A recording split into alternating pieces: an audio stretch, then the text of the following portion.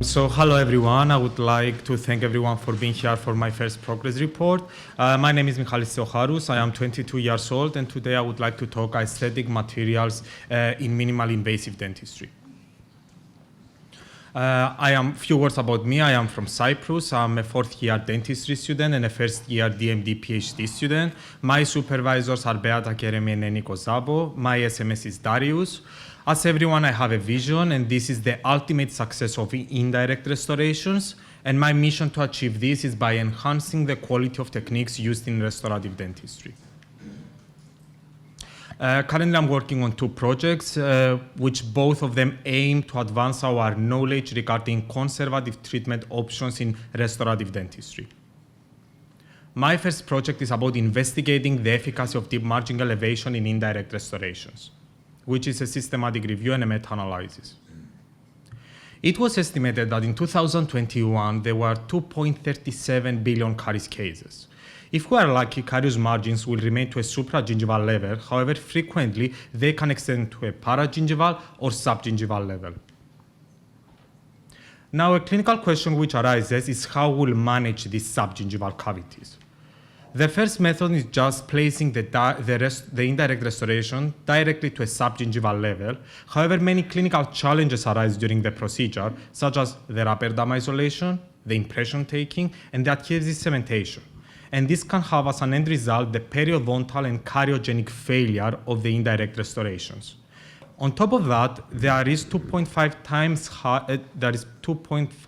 times higher chance of gingival recession and bleeding than placing a restoration to a supragingival level. Another method is the surgical crown lengthening procedure, which is an invasive procedure that can also lead to compromised dental aesthetics by creating black triangles. In addition to this, it can lead to loss of bony support, and if the crown to root ratio is severely decreased, then this can also lead to the long-term tooth survival to decrease by 50%. A third, less invasive method is the deep margin elevation. The deep margin elevation is a non-invasive procedure used to reposition the subgingival cavities to a supragingival level by placing a restorative material, such as composite or perhaps glass ionomer cement. However, up to date, we have no information on the periodontal health of the teeth which receive this technique, and also we have no information regarding the qualities of the indirect restorations that are placed with this technique. So the unmet need is to find a non-invasive margin relocation technique with improved clinical outcomes, and my aim is to investigate the efficacy of deep margin elevation. The first clinical question which arises is whether indirect restorations with deep margin elevation have an adverse effect on the periodontal health. The outcomes to be evaluated is periodontal health, which can be assessed as a function of bleeding on probing, plaque index, gingival index, and periodontal pocket depth, to name a few. And other clinical outcomes will be considered secondary in this study, such as secondary caries, postoperative sensitivity, margin discoloration, and wear of the restoration. If my hypothesis is correct and the margin elevation will not negatively affect the periodontal health of the patients, then we will be able to increase the success rate of the aesthetic indirect restorations. The second clinical question will be answered through in vitro studies, and it refers to the success of these indirect restorations. The population is extracted human posterior teeth. The intervention is deep margin elevation, and there is a comparator which is no deep margin elevation, referring to place these restorations to a subgingival level. The outcomes to be analyzed is the microleakage, fracture resistance, and failure mode.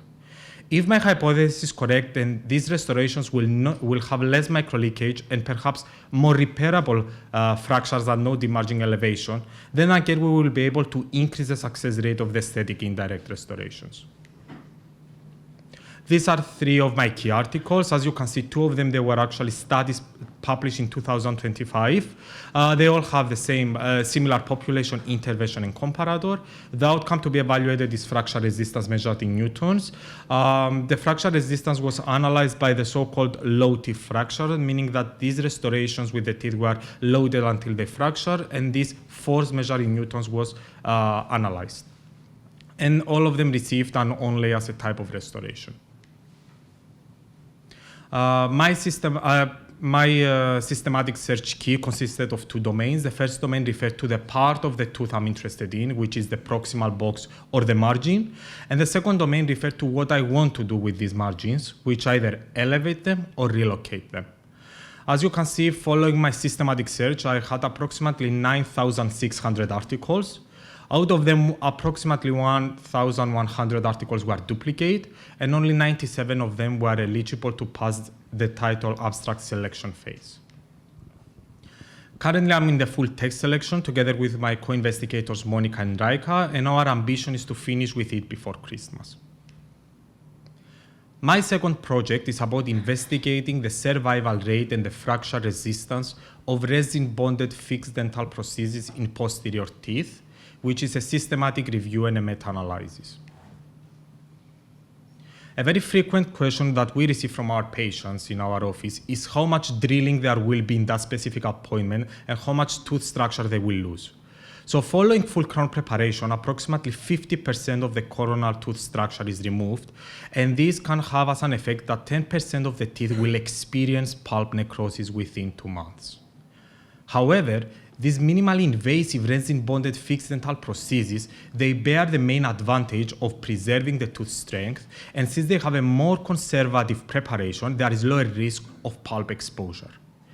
These special bridgeworks can either be inlay retained, winged retained, or they may have a modified design with shoulders around the vestibular and oral part and the buccal part, of the teeth.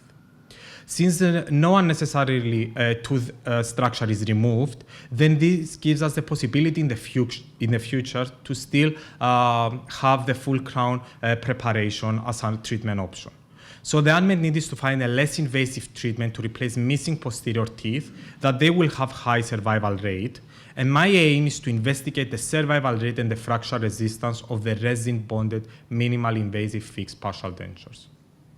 The first clinical question which arises is regarding the survival rate of these special bridgeworks.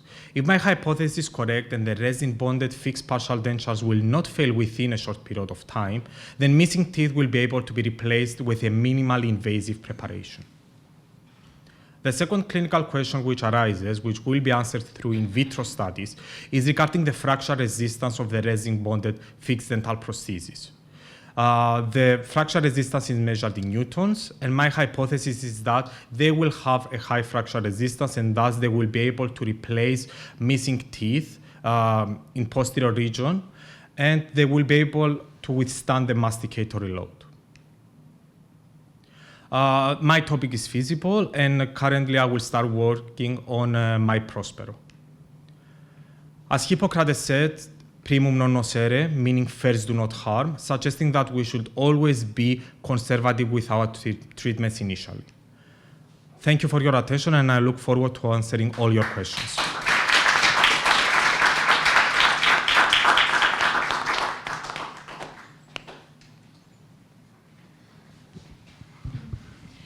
Thank you very much for your interesting presentation. I was wondering, what's your opinion on orthodontic extrusion as a margin relocation method? Mm-hmm. Yes, so apart from the surgical crown lengthening and the deep margin elevation, orthodontic extrusion is still an option. However, the problem, let's say, with orthodontic extrusion is that perhaps it cannot be performed so easily in posterior region because, as you know, in posterior region, the roots of the teeth can be convergent, they can be ankylosed, and perhaps we can have hypercementosis, which this poses a limitation to use it in posterior region. In addition to this, compared to the deep margin elevation, it's a more time-consuming treatment because apart from this 4 to 6 weeks that we require for the actual treatment, then we will need an additional time for having the retention and ensure that the tooth is placed in this position. So this is my opinion regarding.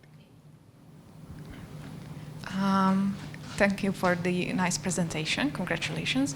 My question would be that since you are investigating fracture resistance in both of your projects, do you have any acceptable value in mind for indirect restorations?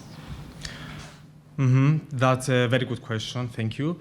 So yes, apparently, as we know, the masticatory force, it's approximately the maximum value that can be reached is 750 to perhaps 1,000 newtons in the most, let's say, in the most strong human jaws. So I believe if a restoration has approximately 750 newtons as a fracture resistance, I think it will be acceptable to use it in the clinical practice because they will be able to withstand the masticatory load.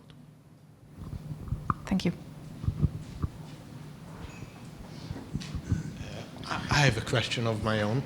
Congratulations on your projects. This one is regarding your first project. You have mentioned among your outcome measures microleakage. How is microleakage managed measured in vitro? Mm-hmm.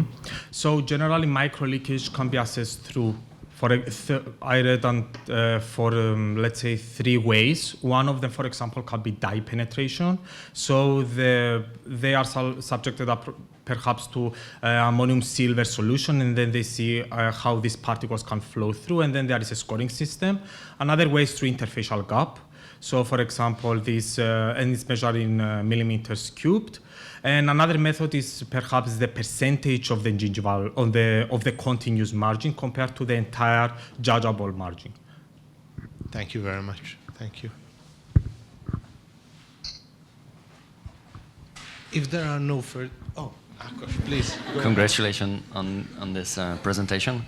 I was curious about the second project. You mentioned that one of the pro of the minimal invasive preparation, but it's a minimal invasivity is a pro in that case. But with that logic, why not use an implant? Mm-hmm. Thank you for your question. As we know, implantology advances nowadays a lot. However, still implantology cannot be used for all kinds of patients. For example, it cannot be used for diabetic patients, it cannot be used for heavy smokers, or for any patient that cannot maintain, let's say, a healthy oral cavity. However, these special bridge boards, can be used in most of the cases, although it's a restoration and still requires also a good oral health, but not to the point that implantology needs. Thank you so much.